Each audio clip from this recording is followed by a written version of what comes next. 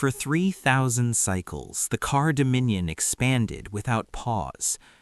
They did not conquer through endless war or glorious battles sung by poets. They conquered because no one resisted. Their fleets arrived, their envoys spoke, and civilizations folded, quietly, efficiently, almost gratefully. Resistance was illogical. Resistance was extinction. The Dominion called it harmonious absorption. World after world accepted Dominion oversight. Local rulers kept ceremonial titles. Militaries were disbanded for safety. Technologies were standardized. Histories were edited.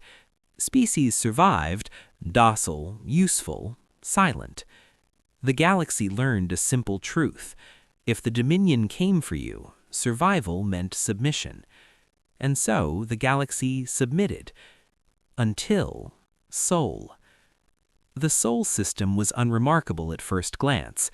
One yellow star, a scattering of planets, no megastructures, no visible fleets, no galactic council seat, no record of prior interstellar wars. The Dominion's scouts marked humanity as late emergent, fractured and non-threatening, perfect candidates for absorption. The arrival was ceremonial. 3 Dominion dread formations translated into Sol space, their hulls reflecting the light of the sun like polished obsidian continents. Their comms flooded every frequency simultaneously, peaceful, authoritative, absolute. Species designation, human, the envoy broadcast. You are hereby welcomed into the Car Dominion. Compliance ensures preservation. Resistance is unnecessary. Human governments argued for 17 minutes. That was a record, longer than most civilizations debated their own extinction. Then Earth responded, not with weapons, with a single message. Request clarification, the human voice said, calm and almost bored. Define compliance. The envoy explained. Militaries disbanded, planetary sovereignty transferred, spaceflight regulated, human expansion frozen indefinitely. The human voice paused, then asked, "And if we decline?" There was silence, rare, uncomfortable silence from the Dominion envoy. "No civilization has ever declined," it finally answered. The human replied, "There's always a first time." Dominion strategists were unconcerned. Statistics were immutable. Humanity had no fleet capable of challenging even a fraction of Dominion power. Their colonies were sparse, their technology crude by galactic standards. The Dominion issued a final notice. Earth did not answer. Instead, something else did. A gravitational distortion appeared beyond Pluto's orbit, wrong, sharp, deliberate. Dominion sensors screamed as space-time folded in a way their physics did not predict. Then the warship arrived. It was alone. No escort, no formation, no grand armada. Just one vessel, emerging from nothing like a blade sliding from a sheath. It was not elegant. It was not beautiful. It was dense. Layers upon layers of scarred alloy wrapped its hull, blackened as if it had passed through hellfire and survived through stubborn refusal. Its profile was asymmetrical, utilitarian, almost ugly, built for function, not intimidation. Yet every Dominion sensor began to overload. Mass readings fluctuated wildly, energy signatures spiked and vanished.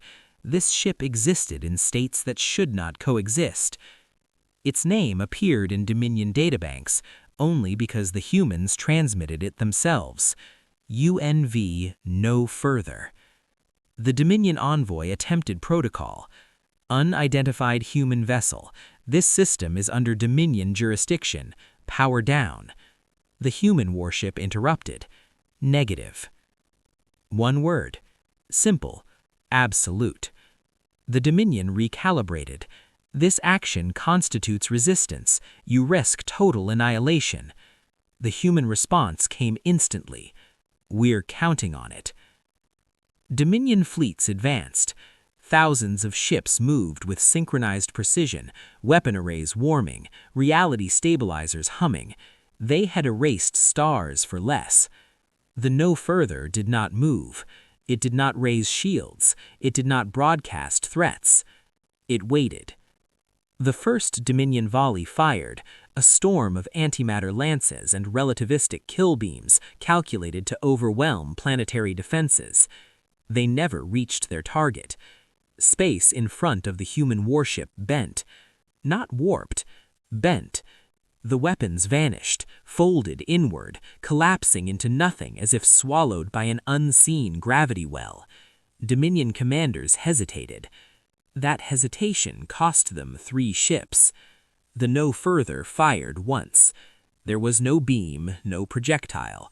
A section of space simply ceased to exist. 3 Dominion capital-class warforms were erased. No explosion, no debris, just absence, like a sentence cut from reality.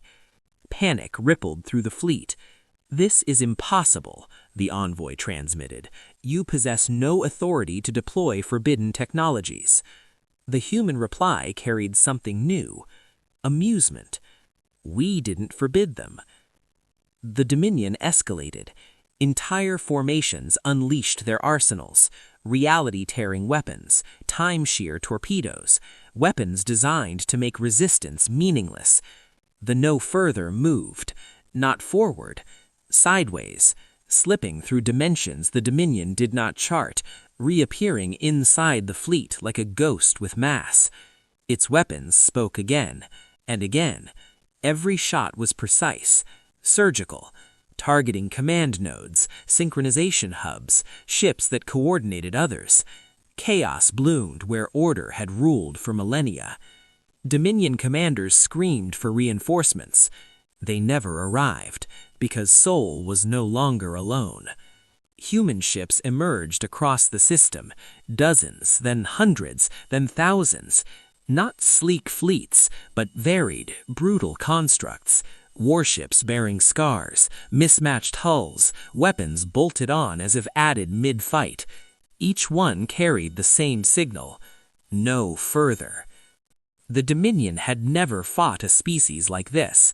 Humans did not seek dominance. They did not aim for total annihilation.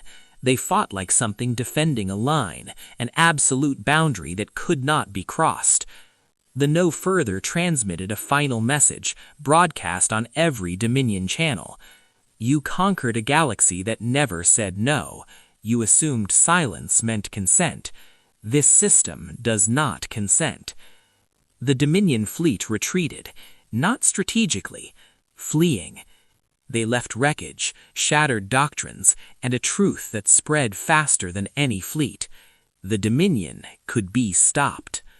Across the galaxy, long subjugated worlds listened, and for the first time in 3,000 cycles, someone said the word aloud: No.